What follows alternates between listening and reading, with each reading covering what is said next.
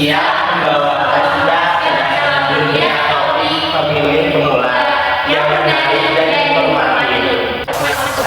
Eh, eh, eh, eh, eh, eh.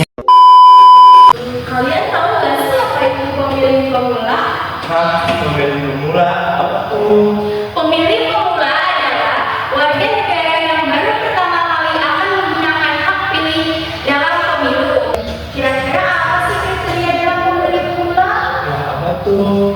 Aku tahu.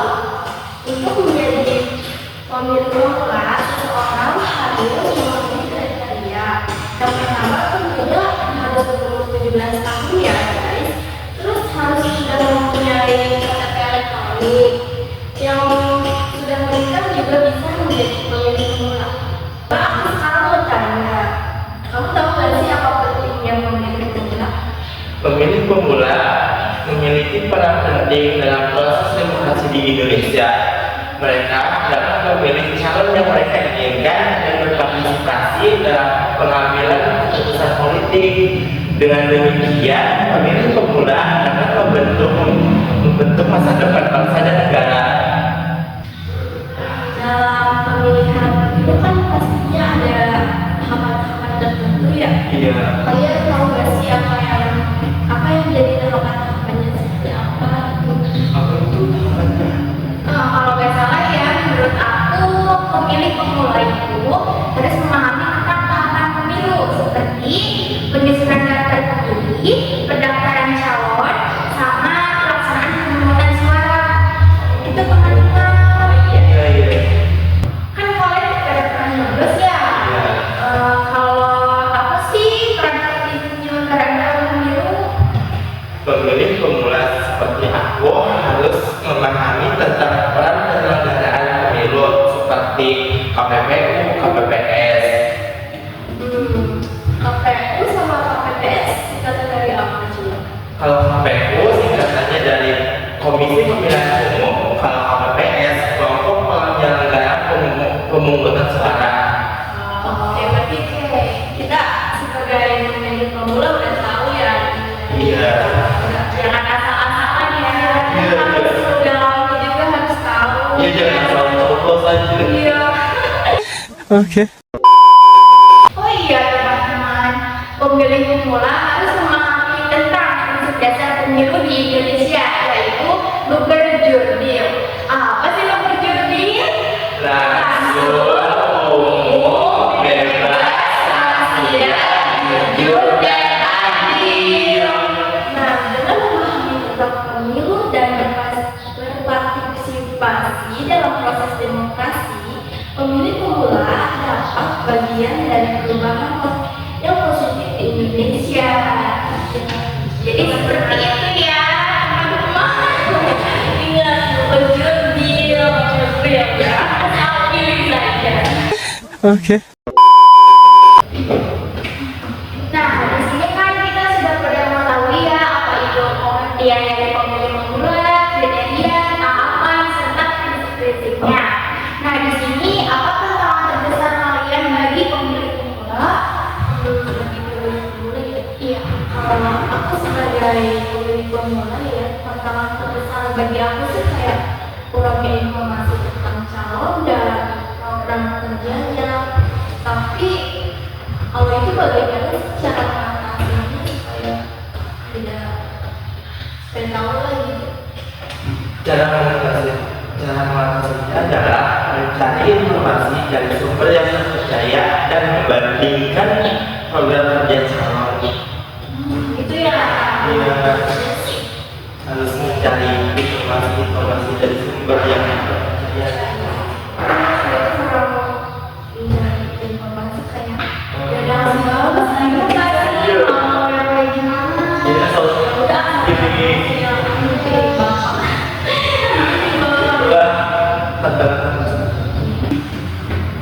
Nah, kan tantangannya dari udah kayak informasi. Bagaimana sih pemilih pemula dapat berperan aktif dalam pemilu? supaya aktif. Iya.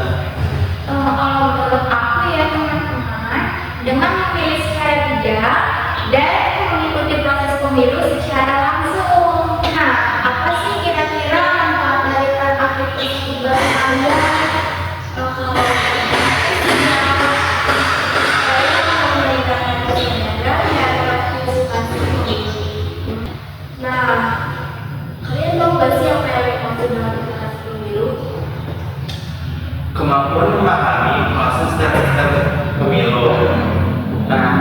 bagaimana cara meningkatkan literasi pemilu? Mengikuti pelatihan, mencari informasi dari sumber yang terpercaya. Namun dari politik, namun mencari informasi dari sumber yang terpercaya. Nah, ini bagaimana media sosial mempengaruhi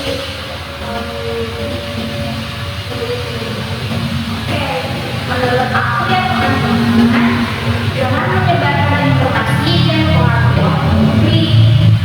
Karena kalau tidak ada media sosial, kita tidak akan bisa mencari tahu informasi dari mana saja. Ya betul. Jadi harus mempersiapkan juga dengan media dari Kalau cara membedakan informasi yang benar dan salahnya gimana sih? dengan memeriksa sumber dan membandingkan informasi. Jadi jangan asal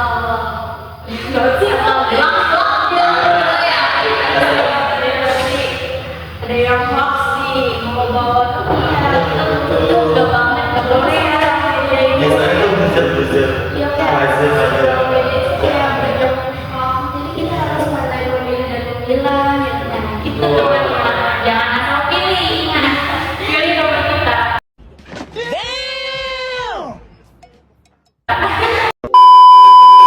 Nah, di sini apa sih harapan kamu untuk pemilih pemula di masa depan atau di masa yang akan datang? Jawaban aku akan sama seperti sebelumnya. Aku akan meningkatkan kesadaran dan partisipasi pemilih. Tapi bagaimana sih cara mencapai harapan tersebut menurut kamu?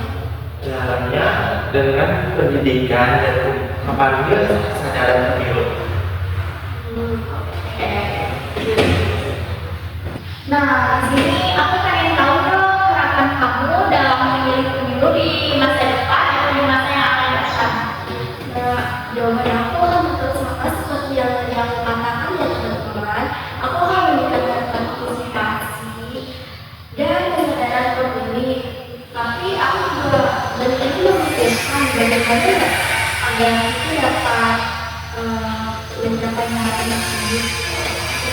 Caranya dengan pendidikan dan memanggil kesadaran pemilu itu caranya supaya mencapai harapan tersebut.